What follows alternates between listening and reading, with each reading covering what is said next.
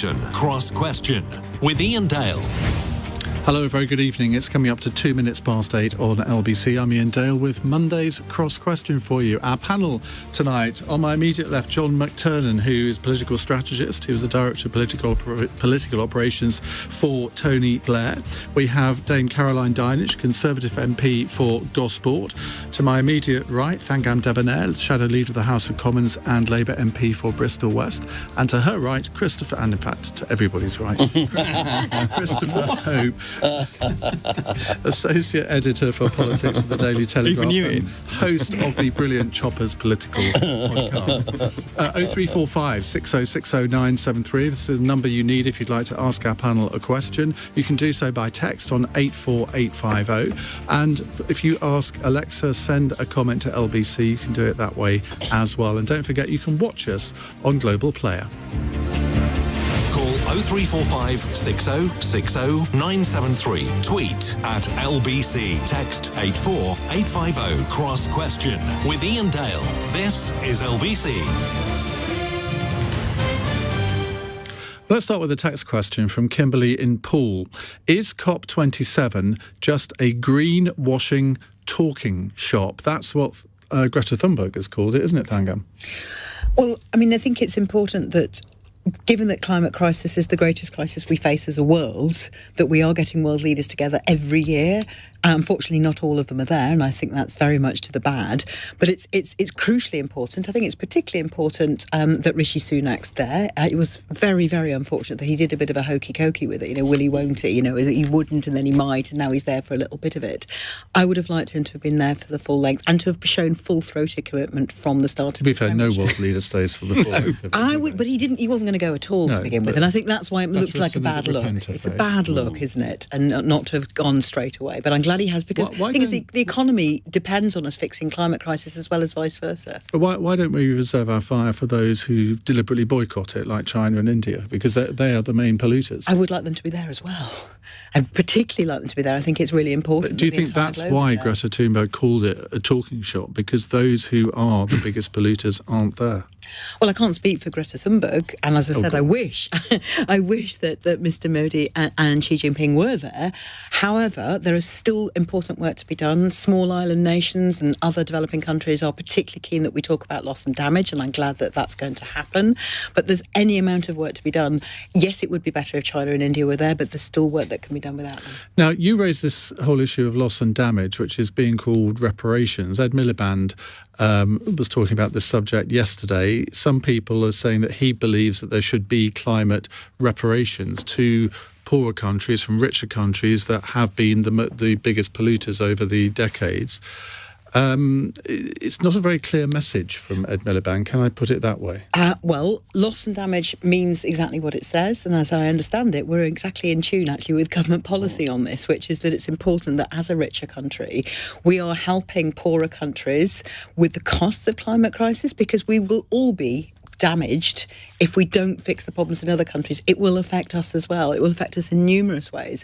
That's the sort of problem that it is. Are you saying that we should help with particular projects, and that if we provide aid money, development money to poorer countries, that's a good thing? Or are you, I mean, reparations would seem to suggest you hand over, I don't know, £100 billion and then people spend it on what they like. I don't think the COP conference is calling it reparations, and neither am I. I'm calling it loss and damage, which is how it's referred to at the conference, and those are the two words that are important here. Caroline Dinenage, is it just a talking shop?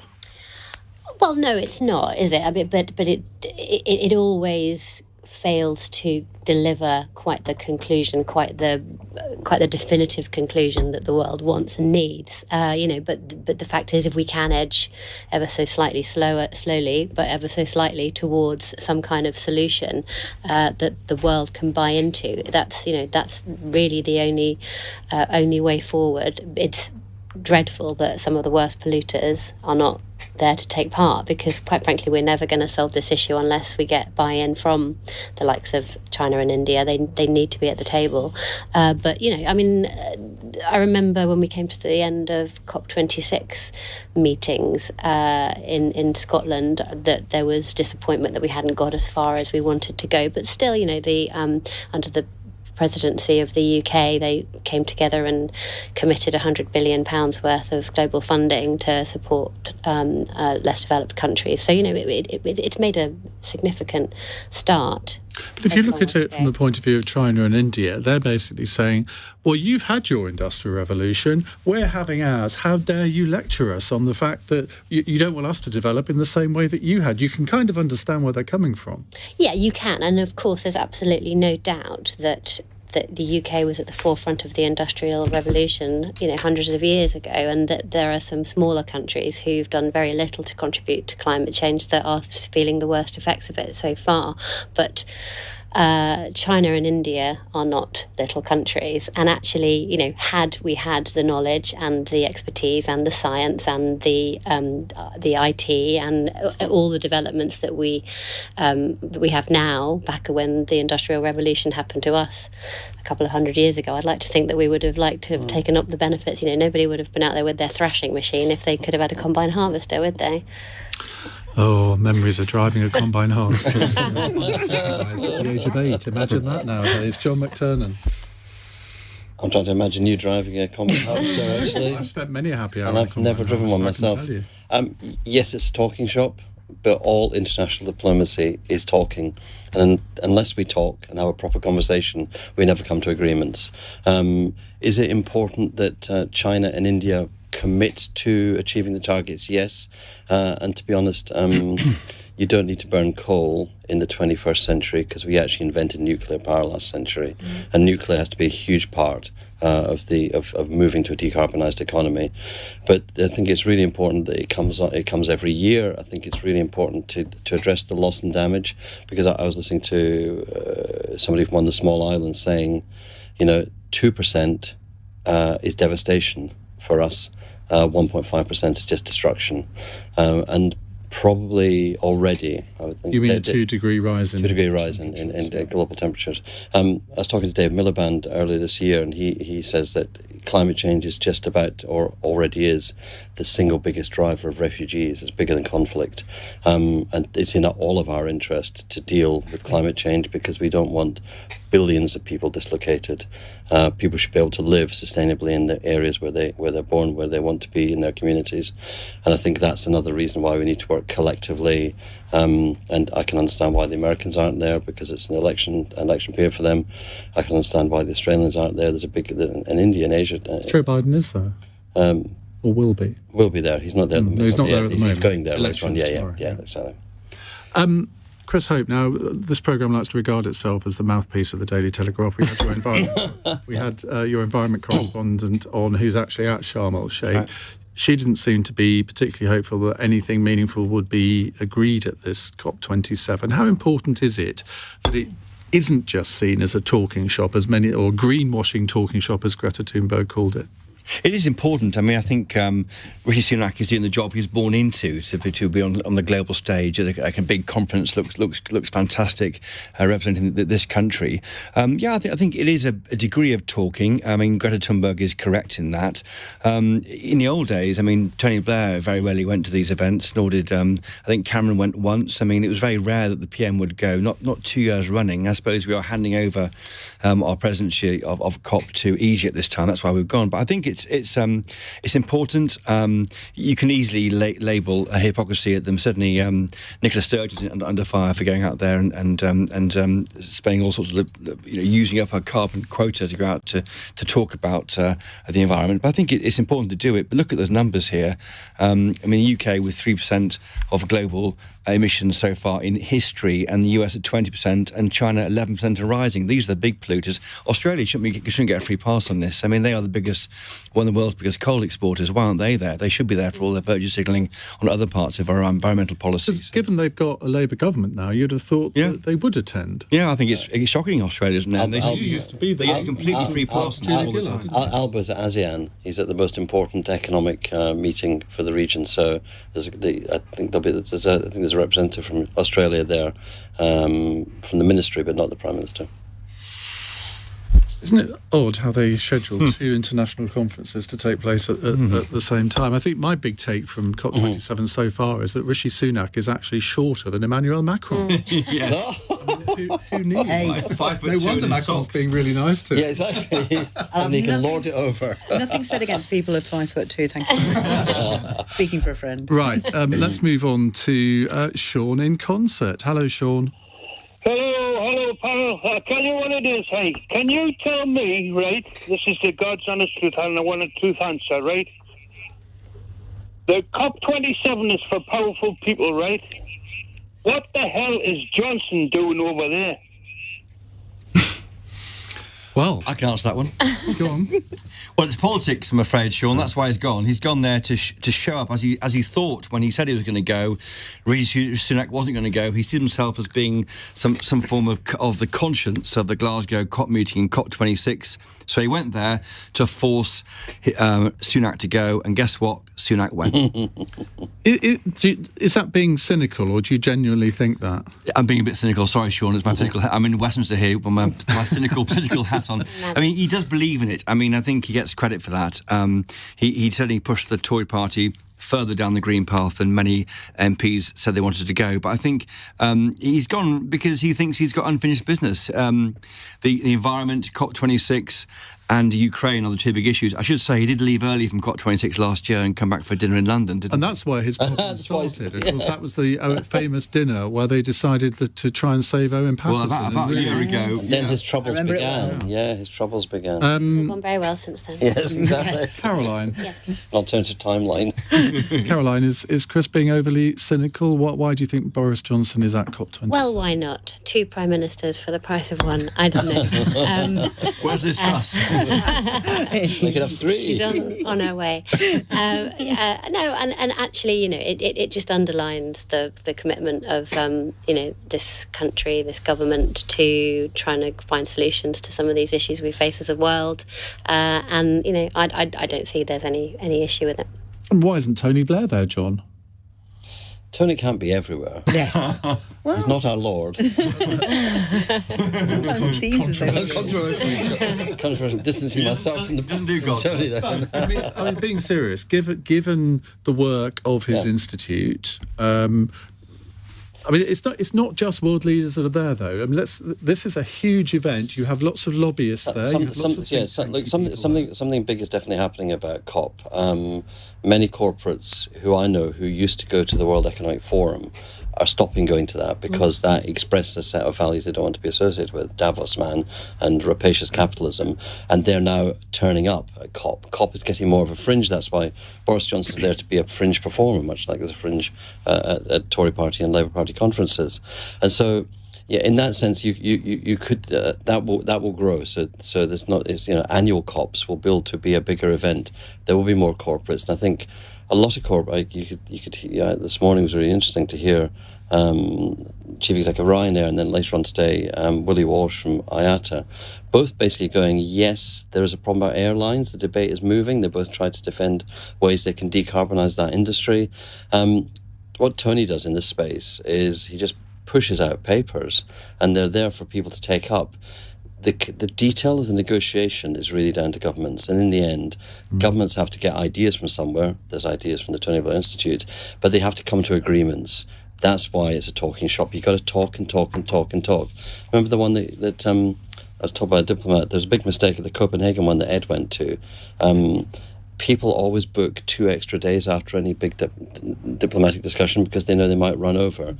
The Copenhagen one ran over, but they hadn't booked the centre for the extra days, and so Copenhagen had to stop.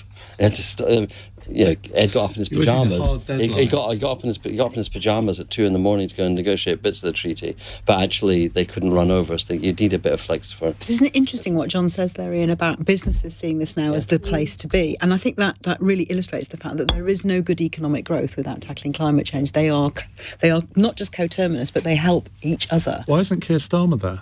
Well, as John just said, he's not the government, and Keir Starmer has been, as Tony Blair, No, he was. pushing out He was the policy minister. He was the minister sent by Gordon. Yeah. And pushing out policy papers. I mean, Labour's Green Prosperity Plan, which would triple onshore wind, triple offshore wind, increase solar, invest in new nuclear. There are things that we're pushing out there, which I very much hope Rishi Sunak Keir sent the Prime Minister to deliver the Labour agenda because we called it green growth, and now Rishi's called it clean growth. There's not, imitation is the greatest form Who's going to pay the bill for all this? Who's going to pay for the bill for all this let's onshore surge? I think it's astonishing when a commentator from the right asks me that. The moment after the 3 months we've had with Kwasi Kwarteng and Liz Truss's programme of non-accountability for any sort of economic growth whatsoever, and just sort of making stuff up, they are the reason why we've had an economic crisis. So I think ask them where they're going to get any money. But I can answer the question, by the way, which is we would spend £28 billion, or we would invest that. And yes, that means investing to grow, just like you have a mortgage. And that's a good thing. You always use the word invest when what you mean is borrow. What do you call your mortgage, Ian? What do you call your mortgage? Yes, you can actually, because it's about investing in the future. Ian, also saying we have a future which is worth putting money into because it will grow. Because it would. Have you seen the latest debt figures? Yes. So what we need, but they're being spent on covering a really rubbish budget and numerous other economic failures. And a lot of this would be spending powering the jobs of the future, reducing people's bills, increasing the tax rate as more people go into work and into well-paid jobs, and tackle climate change. And a lot of the investment in energy production will come from the private sector. Yes. They're being stopped by planning legislation, by government edict, really, from developing solar and onshore wind where it should be. And so a lot of the investment will come to create the energy of the future. And if we don't make our economy decarbonised and competitive, then we'll lose to the Germans. Scholz, the reason why I was meeting with Scholz today is partly that Scholz has an idea that you can re-industrialise Germany by shifting to a decarbonised economy. And if we don't get in there as well, then you'll see Germany once ahead in industrialisation. Why would we not be the world leaders of all of these industries? Why would we not want those jobs to be spreading around from Wigan to Worcester and from Andy Dorset has to a Dover? complaint. Andy He says, will you all stop laughing amongst each other as if it's a get-together and discuss people's concerns with sincerity and gusto? Well, we are able to do that and also find a little bit of humour sometimes, because if you just go through a whole hour being very serious, you might as well be listening to Radio 4. It's 18 minutes past 8. This is LBC.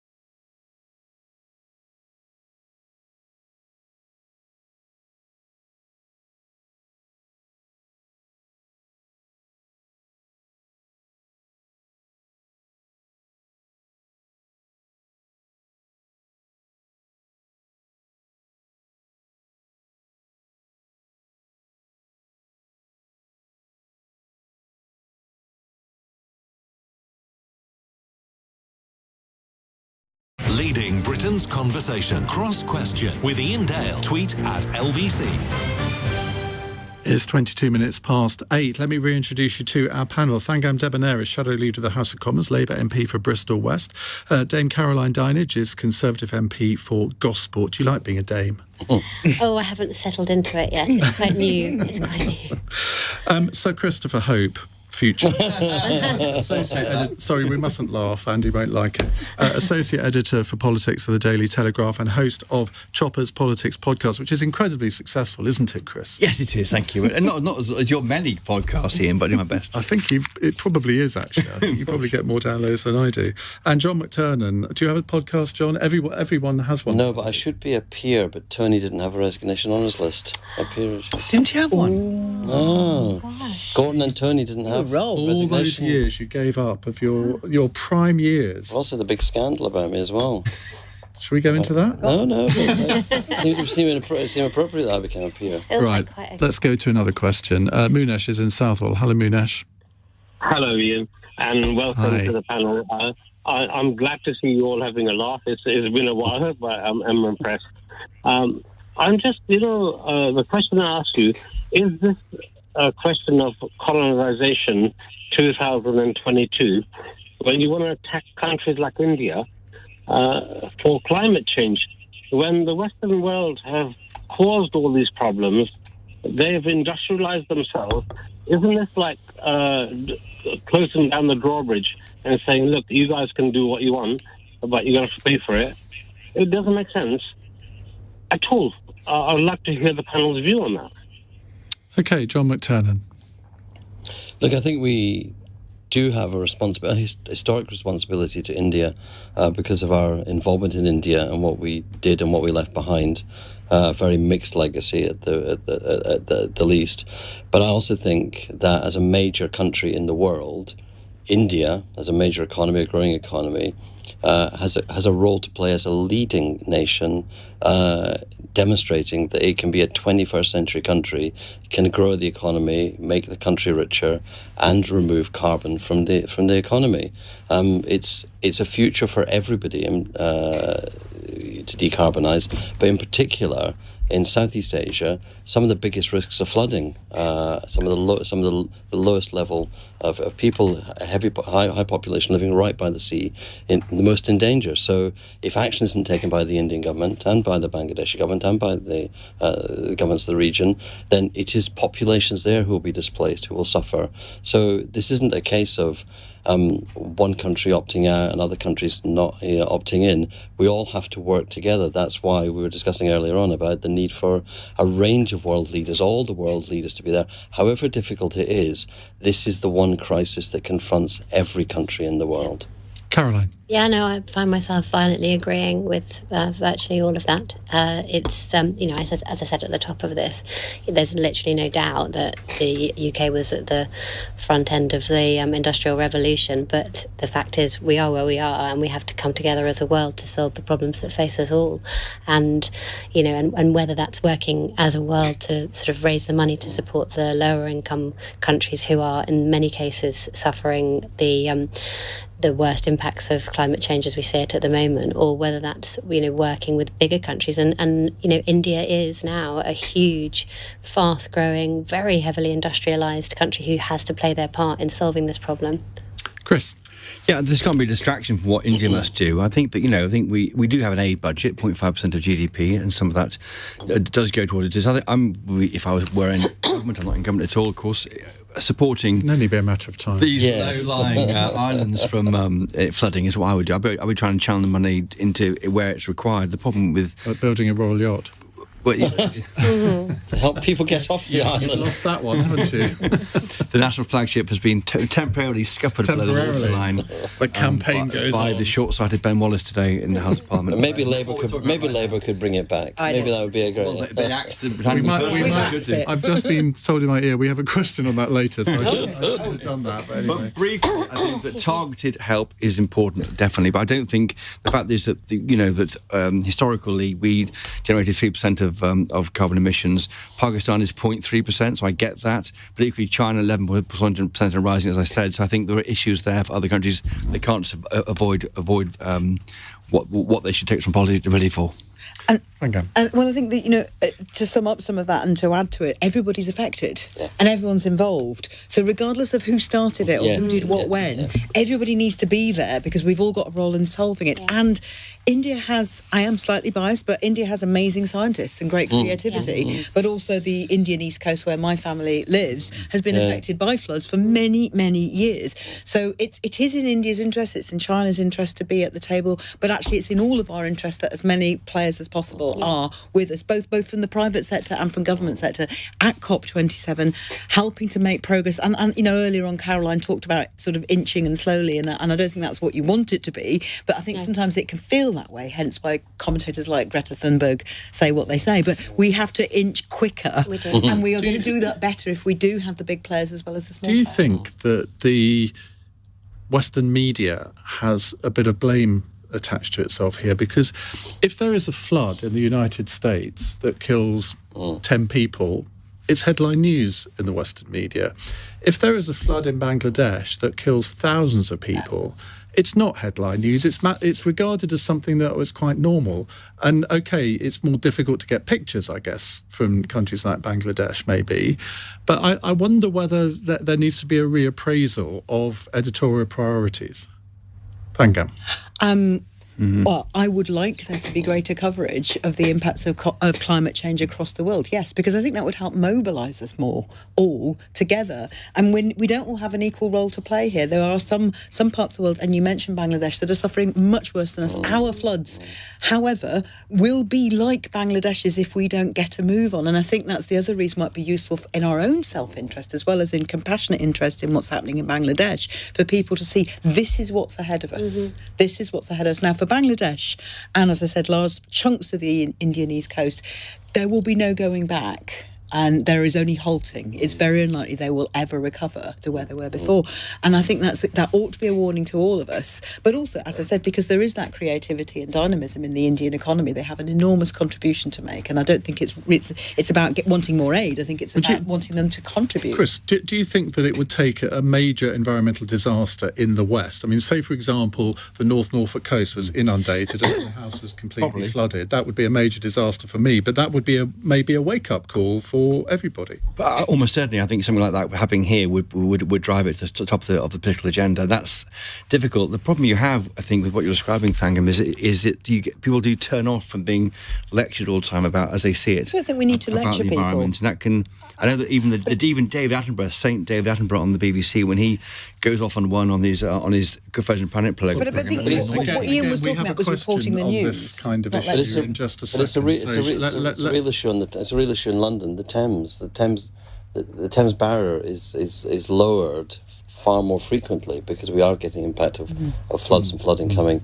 The thing is, two-thirds of global GDP is produced on coasts, on rivers, or in deltas. So we've developed as a global economy, so we're all exposed to rising water levels.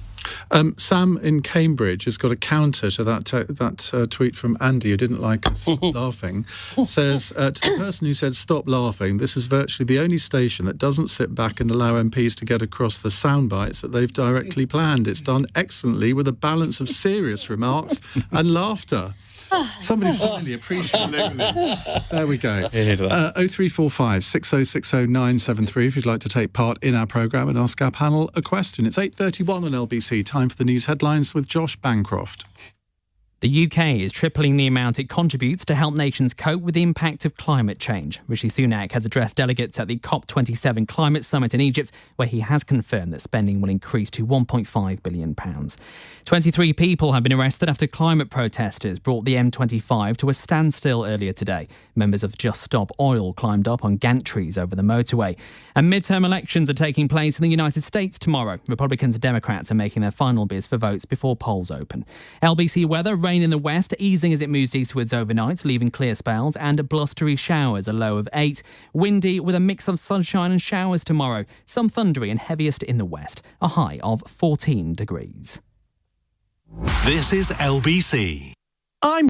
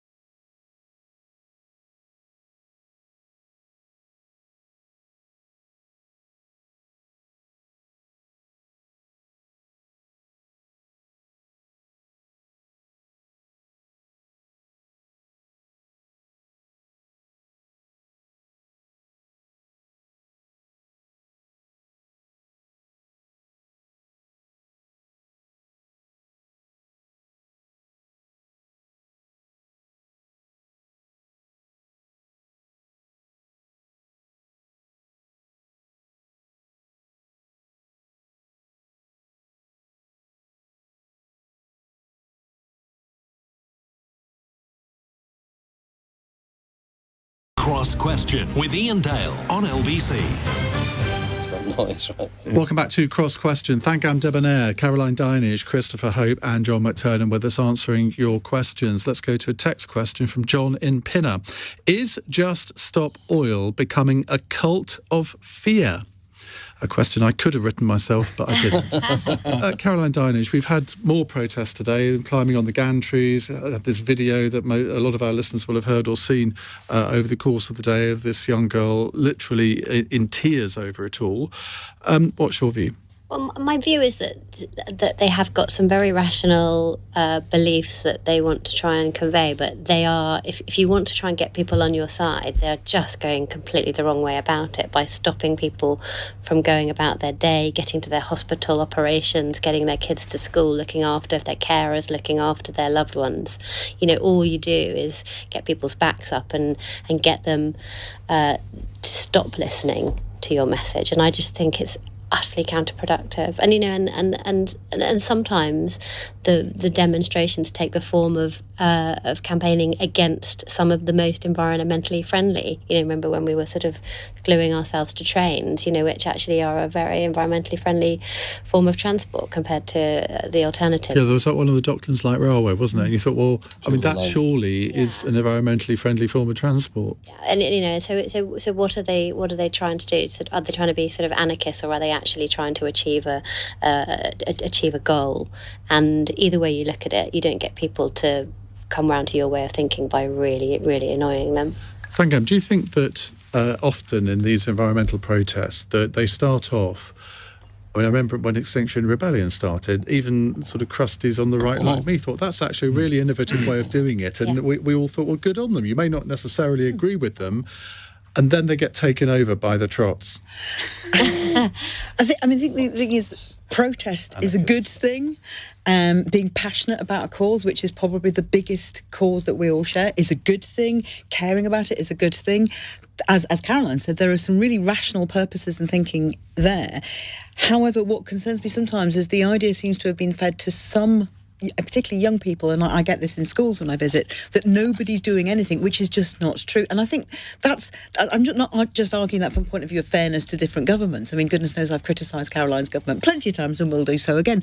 I think it's because it's not helpful for campaigning to say nobody's doing anything, partly because it gives the idea that campaigning doesn't get you anywhere. Campaigning on the environment brought about the world's first Climate Change Act under, one Ed Miliband, who was the world's first Climate Change Secretary, and any number of things that have happened since then with successive governments. I would like this government to go further, but I think it's deeply unhelpful for campaigners to give other campaigners the idea that unless you do something very, very destructive, no government will lift a finger, when that's just not true.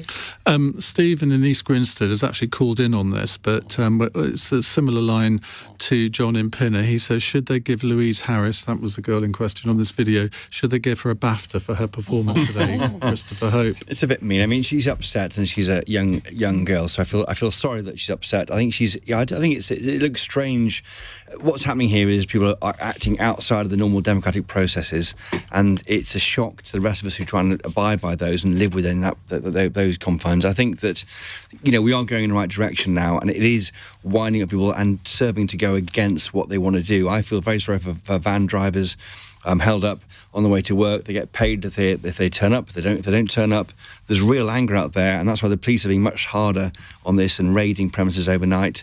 And we saw Mark Harper, the Transport Secretary, take out some degree of injunctions against this kind of behaviour we saw today. So I think a lot of people... Didn't work though, did it? Well, it may work eventually, but it's a start. John, I think you have a slightly different view. Yeah, I'm all for this, to be honest. I was a punk in the 70s. I think I agree with George Bernard Shaw. Progress is only made by unreasonable people, and there's an existential crisis. We could see within a century it impossible to live on this planet. Young people are worried by this, deeply worried by it, because it's a thing we should be all worried about. And for me, the other thing about young people is they're meant to annoy us. Like, they really are meant to.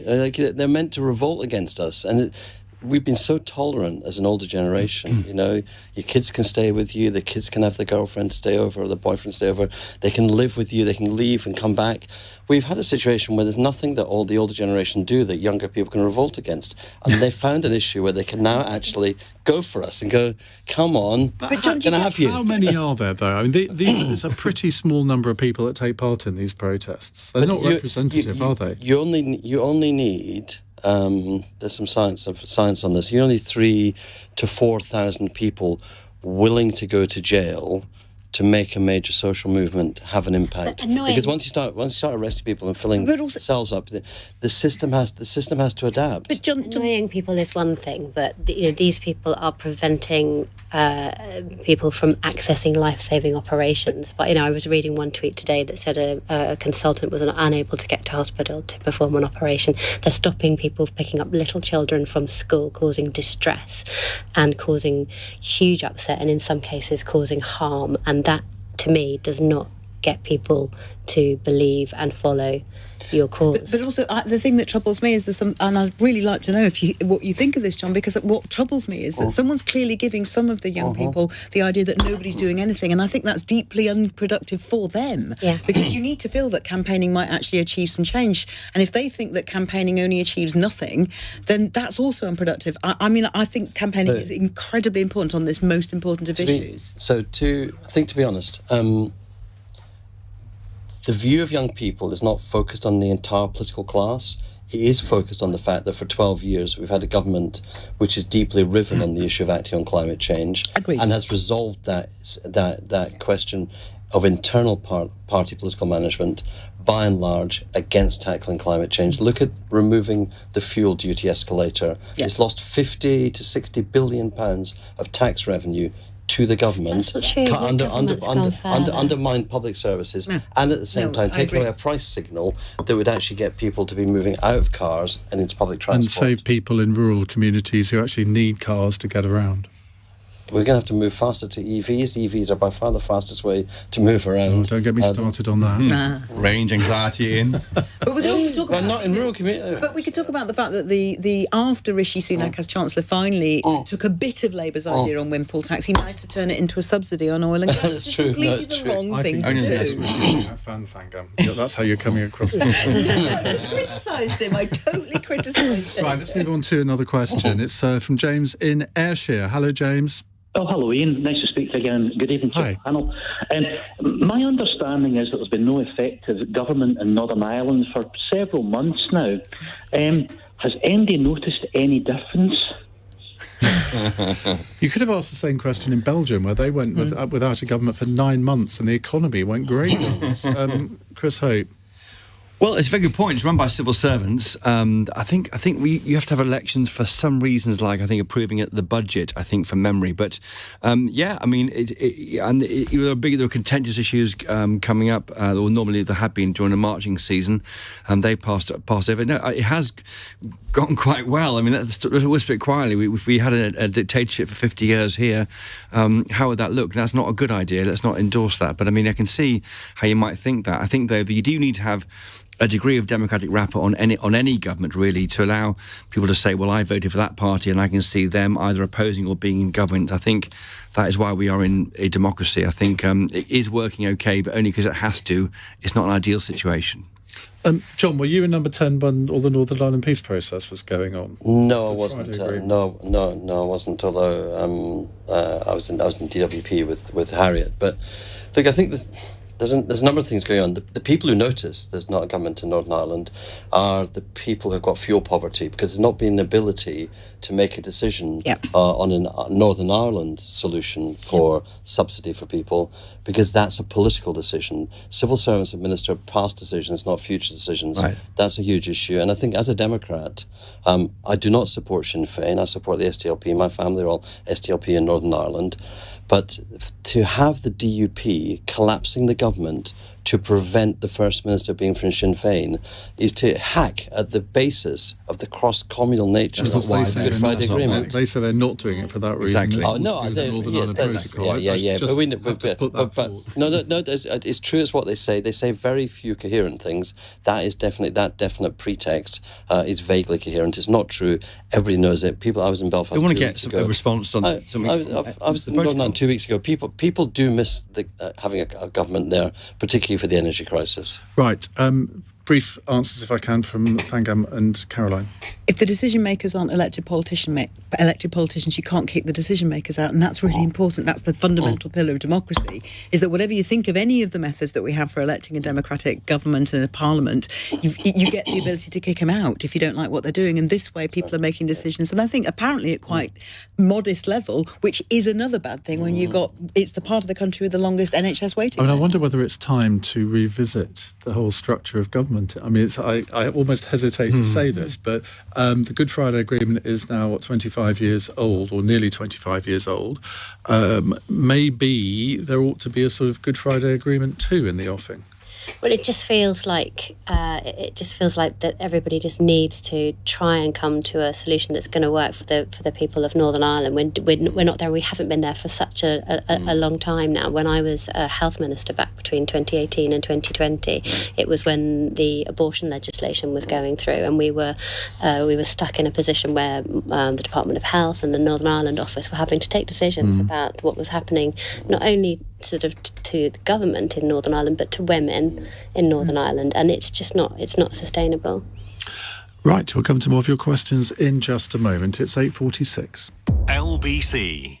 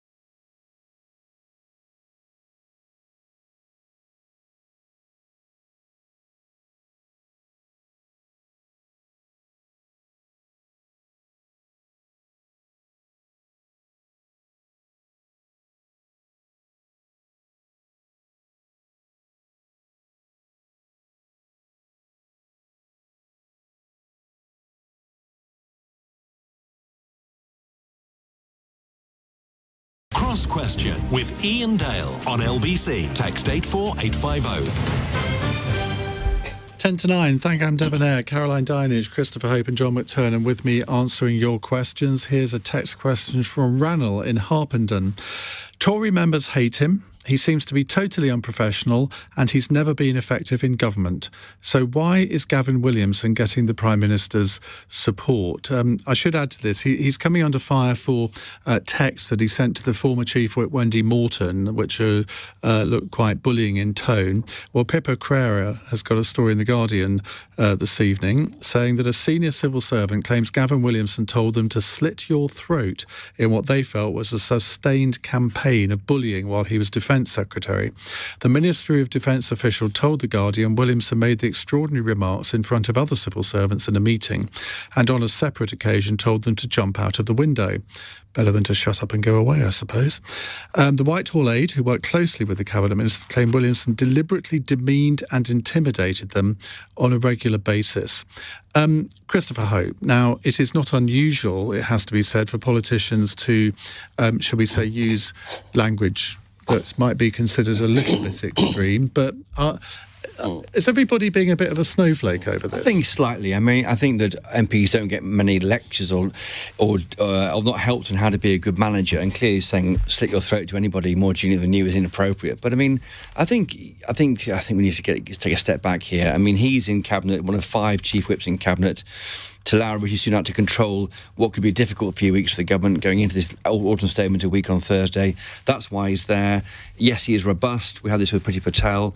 If people can't handle it, move to a different department to a degree. I mean, I think the bullying of Wendy Morton, of course, she was the boss. He was a backbench MP at the time.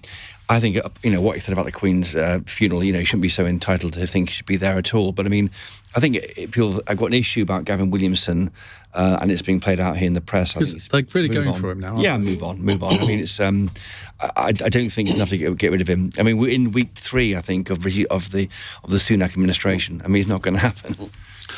Caroline Dinenage, could I have your phone, please? Any text from Gavin Williamson?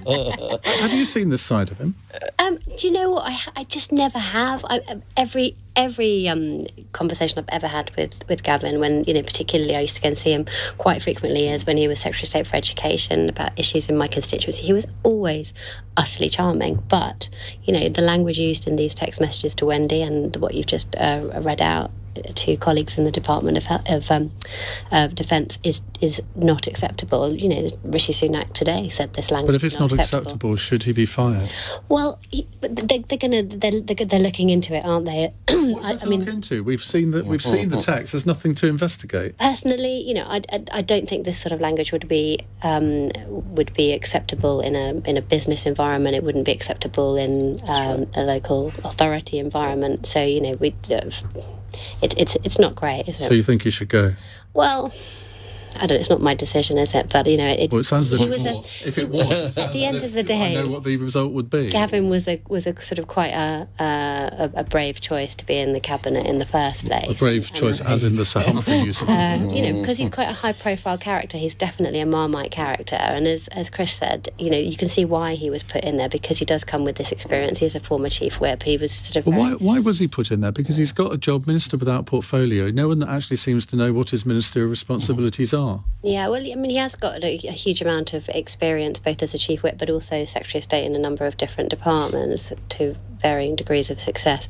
But so he has got that expertise and experience. But as I say, there's nothing you can say about the language that can justify it. Look, I think politics, MPs, the House of Commons, but particularly in ministerial office, is the last place in British life where you can be a bully and not be sacked. The bullying that goes on in politics, the casual nature of it, and the way that people aren't just immediately sacked. We had bullies in the last Labour government, the Blair government, who should have been disciplined and ultimately fired for what they did. Like the Chancellor. There's behaviour throughout the government. Not a lot, but there was behaviour that's unacceptable. And I don't think the behaviour that's described from the Defence Department is acceptable. And I think the question you said is, if behaviour can be described as not acceptable, there should be a consequence for that. And the consequence should be you shouldn't be in the government. But the Prime Minister's weak and needs that organisation on the back bench. But at least he didn't throw a mobile phone, Thangam? The behaviour that Pippa's describing here, though, Ian, actually does break the bullying and harassment code. So we do now have rules. There are possible sanctions. I would expect there to be. That's what I said. The behaviour as described, and therefore. There is a process which didn't exist under that government, and it does now. And it's not just politicians, this is civil servants, according to what Pippa Crerar is saying. If true, as you say, that is civil servants that he's saying that to. And I don't think it's acceptable in any way, shape or form. But unfortunately, Rishi Sunak, he was warned that there might be issues with Gavin Williamson, and he didn't need to be warned about Suella Braverman's appointment because she'd admitted it herself in her resignation letter 6 days previously. This is unfortunately becoming a pattern. You say it's only 3 weeks into Rishi Sunak's premiership, but 3 weeks in which he seems to have made a regular weekly pattern of appointing someone that perhaps he shouldn't have appointed when he could have known and did know. Simon in Portsmouth says, can anyone on the panel seriously make a compelling case for the royal yacht? Now, there's no Chris, case I'm for going to come to you for the third question in a row first, because you have almost been launching a one-man campaign on the royal yacht, and you've been scuppered. It's not a royal yacht, it's a national flagship. Okay. It's the idea to replace the Britannia, decommissioned by John's government back in '97 by Tony Blair. The idea is to generate trade deals. We've got the quotes overnight from the CEO of Harland & Wolff, which would have built it in possibly in Northern Ireland, and it would develop all sorts of good money coming to this country. It would have been soft power projection, £250 million, a snip, Iain Dale. But it would have cost the taxpayer £250 million. Yes, but it would have got back. It's like Thangam's investment in wind farms. It would pay back over a number of years. It wouldn't. Oh, come on. Yes, well, why can't it if yours fails? It really wouldn't. Well, wind farms generate energy, which then powers people's homes. No, it really, really doesn't. And the idea that we can't do trade deals without a yacht is just ridiculous. And there are other forms of soft power. Other forms of soft power are available, like our creative industries, for instance, which also have the added advantage of generating income directly.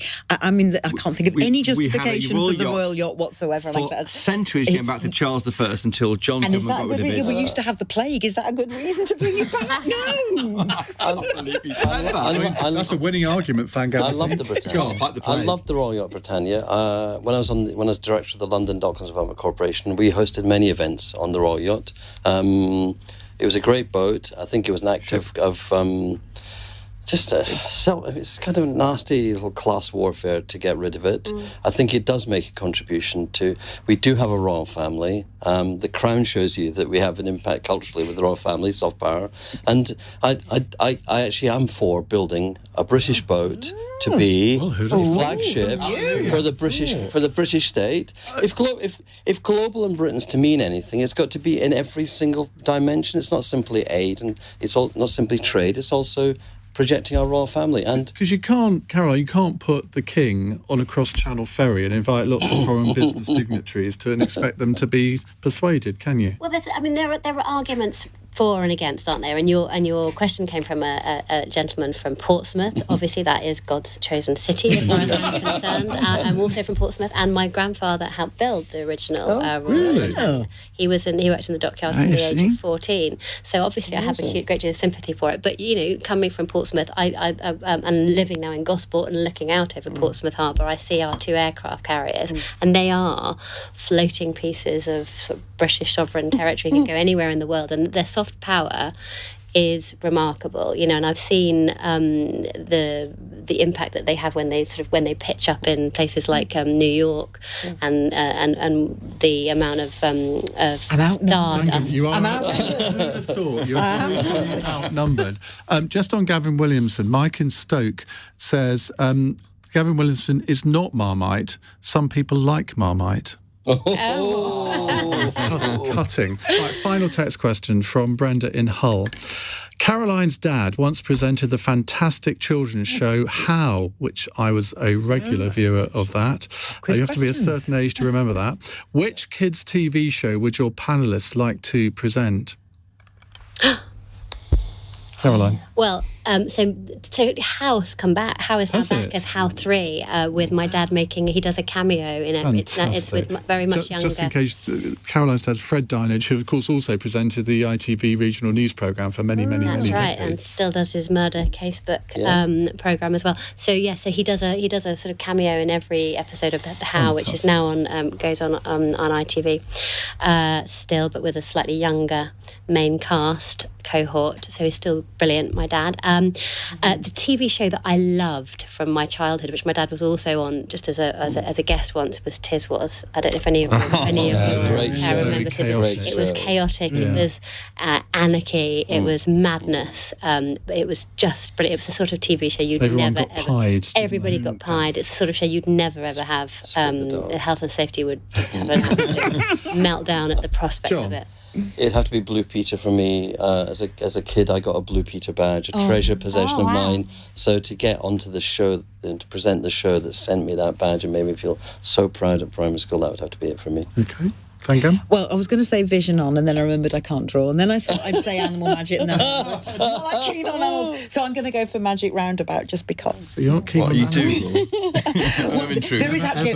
Can I just give you a tip? Never ever say that on the media again. Why? Because people will hate you. Oh, really? Yes. For saying that. And it's not that I don't like animals, I'm just not very good with them. You don't like animals. Yeah. I'm just not very good with them. I'm not very good with them. I'd be a cartoon character on Mr. Ben. That's good. And I'd walk into the shopkeeper's house, Mr. Ho, somewhere in the world, with Mr. Ben. Put my hat on. Great answers. Thank you all very much indeed to Thangam, to Caroline, to Chris and John.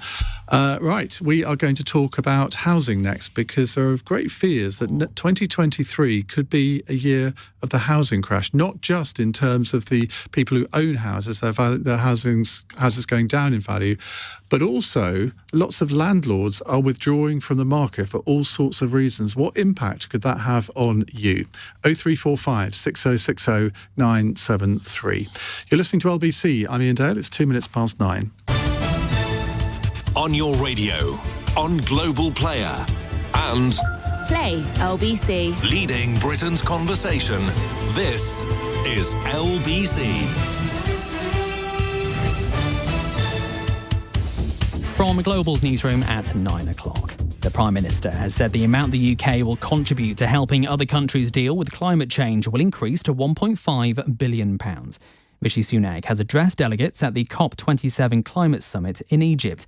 Leader of the House of Commons and Labour MP Thangam Debbonaire has told Iain Dale's Cross Questions here on LBC that it's right the UK plays its part. It's important that as a richer country, we are helping poorer countries with the costs of climate crisis, because we will all be damaged if we don't fix the problems in other countries. It will affect us as well. It will affect us in numerous ways. Police are warning people who intentionally or recklessly cause public nuisance could face up to 10 years in prison. It comes after 23 people were arrested earlier after Just Stop Oil protesters climbed onto gantries over the M25. It caused disruption across Essex, Kent, Surrey and Herefordshire. A deal to stop migrant crossings is in its final stages, according to the government. The Prime Minister has held talks with the leaders of France and Italy as part of efforts to tackle the problem. It's as questions continue to be asked about conditions at a migrant centre in Kent. Speaking in the Commons, Immigration Minister Robert Jenrick said things are improving at Manston. I can tell the House that as of 8 a.m. this morning, the population at the Manston facility was back below 1,600. This is a significant reduction from this point last week, with over 2,300 people being placed in onward accommodation.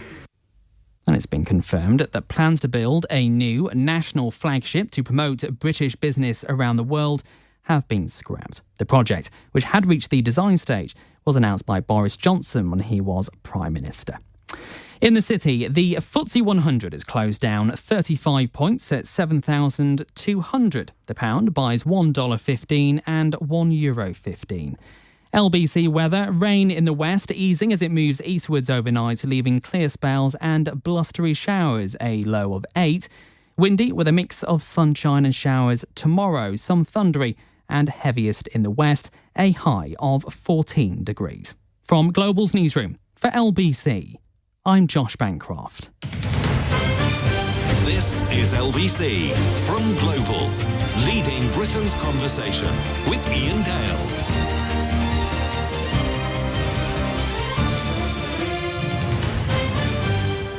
5 minutes past 9 on LBC. My partner said to me last night, do you realise what our mortgage has gone up to? And he told me what it was. I'm not going to give you the actual figures, but it's gone up £110 over the last month. And next month, I imagine it'll go up by about another £150 because the interest rate that the interest rate rise that the Bank of England announced on Thursday will no doubt feed into the mortgage market. So in 2 months, an extra £250 a month. Now, there'll be a lot of people who were not bargaining on that when they took out their mortgages. And I wonder whether, in that regard, you think that there's going to be some sort of correction in house prices over the course of the next 18 months. Now, that may be good news for some people. If you're a first-time buyer trying to get onto the housing ladder and prices at the lower end of the market come down, well, that will be good for you, I guess. But if you are somebody who's scrimped and saved over the years to afford a deposit, you take out a mortgage, you've looked at interest rates, and over the last 12 years they've been fairly static. And despite some people warning that what goes down can go up again, you might feel a little bit betrayed, I suppose, and think, well, I bought this asset and I could be in negative equity. When I bought my first flat in Walthamstow back in 1988, within 2 years, I was in negative equity. And I think, in fact, I sold the flat 10 years later for exactly what I paid for it. I must be the only person who bought property in the 1980s and not to make any money out of it, but there we go. But it's not just that I want to talk about. It's also the buy-to-let market and the rental market, because there could be the most catastrophic events happening in that market over the course of the next year or two. And the reason I say that is because somebody I know who is an estate agent sent me an email last week. And I'm going to read it out to you because it really struck fear into me. It said, "This is a huge news story coming. Landlords are getting out. I've had 2 calls within an hour of that interest rate rise from 2 wanting to sell. Many landlords and homeowners will have to sell in 2023 when they have to renew their loan and cannot afford it. Landlords getting out, rents rocketing, and still I've had over 100 inquiries for a 3-bedroom house rental recently. It's an imminent total disaster. Biggest housing crisis in modern history. People are leaving because their own landlords are selling, then phoning me in a panic. They and I have no idea where they will soon live. Buy-to-let has covered up for lack of social housing, and now the tide is going out to reveal the wreckage. Literally hundreds of thousands of people soon to be without homes. People phoning me up crying. Landlords all selling up. A total disaster happening in 2023, and it's starting now. You heard it here first." Well,